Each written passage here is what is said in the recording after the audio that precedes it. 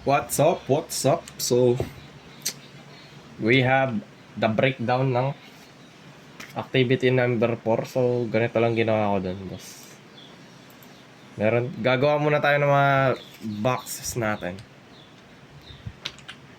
Gawin muna natin yung maliit na box sa gitna. 0.8 yung height.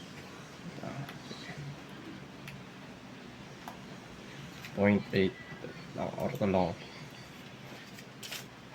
0.8 tapos 2.4.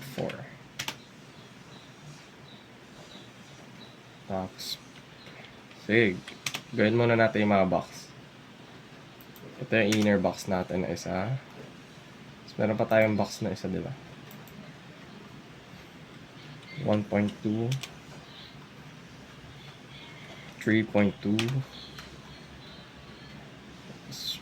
1.2 ulit, and enter. Meron tayong mga patayong box. 1.2, dos,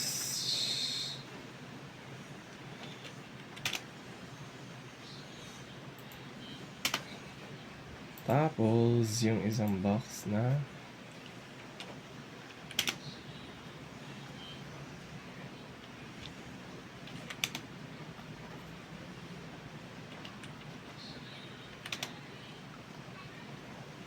ayun, na gawa na natin yung apat na box. Lagyan lang natin sila ng guhit sa gitna. Yung midpoint sa offset para magawa nyo to ng walang problema. So, ang gagawin nyo lang, move nyo lang. Select nyo yung object, enter. Tapat nyo sa midpoint ng isang object. So, yun na. Meron pa tayo, di ba? Yung inner naman, gawin natin sa inner. Wait lang, lagyan lang natin guhit, guys. Yan. Tapos, ito din.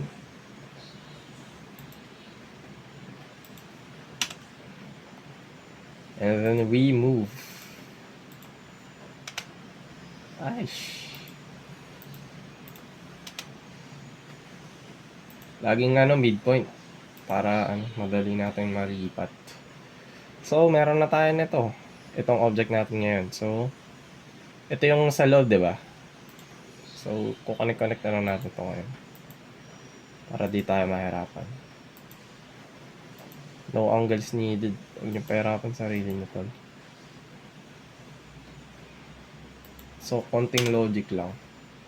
Tapos, di ba kailangan natin... Okay, naputol ako doon. Sorry. My bad. So, mag-arc tayo. Piliin nyo lang, favorite natin, start and radius. Start, and... Ano yung radius natin? Diameter yung binawi, diba? So, divide nyo lang yan. Radius natin is... 2.4 ba yan, pare? Teka lang. 2.5 diameter natin, radius natin 1.2. Basic math. Wow. Basic math. So, yan. Pag tatamad kayo, copy nyo lang. Tapos, rotate tayo ngayon. Kasi tamad kayo. Okay, rotate.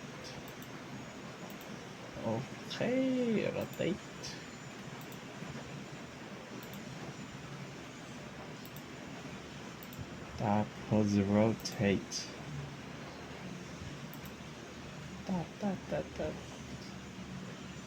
Tapos, ito pa na.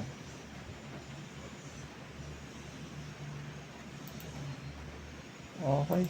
Move lang natin total kung sa ito magtugma. Ouch na. Dahil hindi nagtugma, rotate na lang natin siya.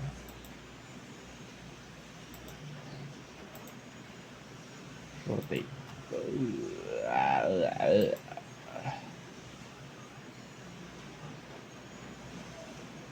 Ay, mag-rotate ito. Okay. Move na lang natin yung na-rotate natin ng tama. Dito.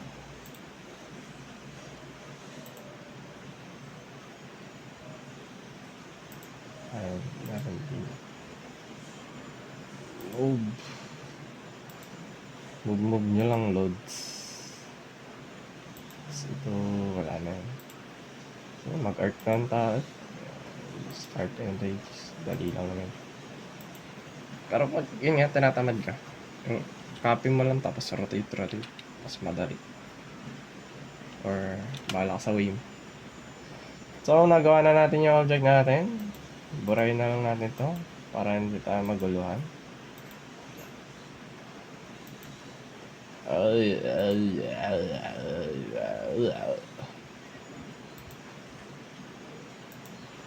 Sige. Bura-bura lang tayo, loads. And move na lang natin yung buong object. Enter, center point, parang dikit mo lang dun. Okay. Tapos select mo lang to. Delete natin.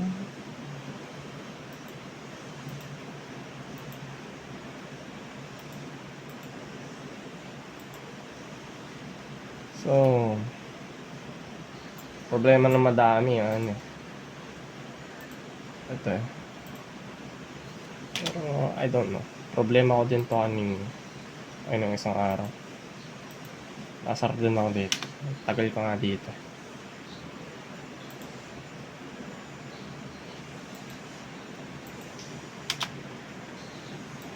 Ito, para saan ba ito ang ginagawa natin? Hindi ko rin alam para.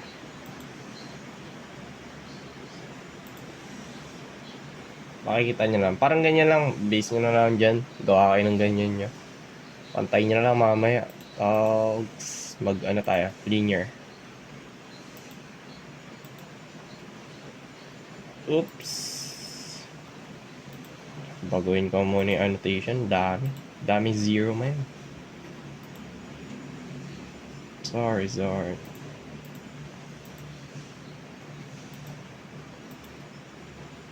Damn zero par. Ayan na, naayos na natin. So kaganyan, kaya gumawa ko ng line dyan para makabit ko na sa line. I-intersection nyo na or perpendicular. Wala kayo. Para lang malinis. Tapos nga pala, sa annotation nyo, edit nyo na lang dito. Edit nyo sa modify. Tapos nakita nyo dito, may lines dito. Itong extension beyond the lines. Zero nyo lang yan. Para dikit na dikit. Zero. Yan, nakita nyo. Kaya pagpatuloy nyo lang na ganyan, makuha nyo rin sa wakas. Okay. Babush!